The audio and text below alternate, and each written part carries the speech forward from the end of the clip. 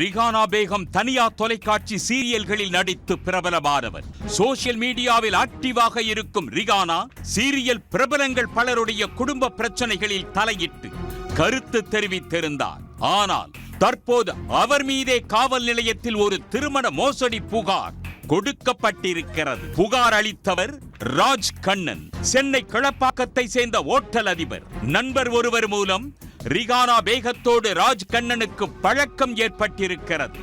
இருவரும் நட்பாக பழகி வந்தனர். இந்த சூழலில் தனக்கு ஏற்கனவே திருமணமாகி 2 பிள்ளைகள் இருப்பதாகவும் கருத்து வேறுபாடு காரணமாக கணவரை விவாகரத்து செய்து விட்டதாகவும் ரிகானா ராஜ் கண்ணனிடம் கூறியதாக சொல்லப்படுகிறது. நாளடைவில் இவர்களின் நட்பு காதலாக பரிணமிக்க இருவரும் காதலித்து வந்ததாக கூறப்படுகிறது.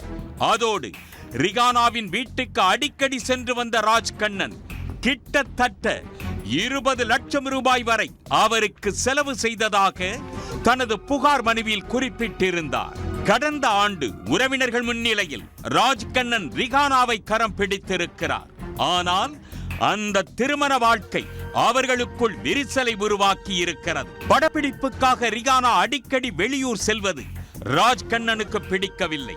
அதோடு முதல் கணவரை சட்டப்படி விவாகரத்து செய்யாமல் அவருடன் ரிகானா தொடர்பில் இருப்பதாக ராஜ் கண்ணன் நினைத்திருக்கிறார்.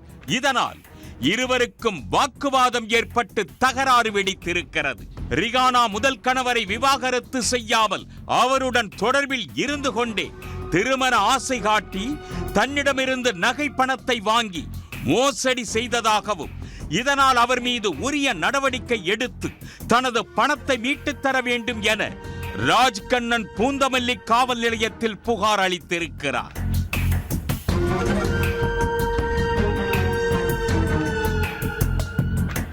இந்த புகார் விவகாரம் பூதாகரமாக வெடித்ததைத் தொடர்ந்து ரிகானா பேகம் சமூக வலைத்தளத்தில் ஆடியோ ஒன்றை வெளியிட்டு ராஜ் கண்ணனின் குற்றச்சாட்டுகளை அடியோடு மறுத்திருக்கிறார்.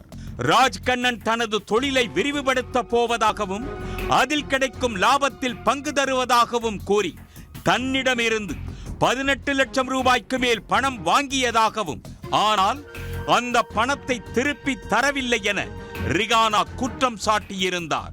அதோடு ராஜ் கண்ணன் ஒரு ரவுடியை போல் கத்தியை காட்டி மிரட்டுவதாகவும் தனக்கும் தனது குடும்பத்துக்கும் ஏதாவது ஆபத்து ஏற்பட்டால் அதற்கு காரணம் ராஜ் கண்ணன் தான் எனவும் ஆடியோவில் குறிப்பிட்டிருந்தார். சின்னத்திரை நடிகையும் ஓட்டல் அதிபரும் மாறி மாறி குற்றச்சாட்டுகளை முன்வைத்திருந்த நிலையில் இந்த விவகாரம் சமூக வலைத்தளத்தில் பேசுபொருளானது. இந்த சூழலில் பூந்தமல்லி போலீசார் வரும் 18ஆம் தேதி விசாரணைக்கு ஆஜராகும்படி ராஜ் கண்ணனுக்கும் ரிகானா பேகத்திற்கும் சம்மன் அனுப்பி உள்ளனர். போலீசாரின் முழுமையான விசாரணைக்கு பிறகே யார் சொல்வது உண்மை, இந்த குற்றச்சாட்டுகளின் பின்னணி என்ன என்ற முழு விவரமும் தெரிய வரும். உடனுக்குடன் செய்திகளை தெரிந்து கொள்ள சன் நியூஸ் பெல் ஐகானை கிளிக் பண்ணுங்க.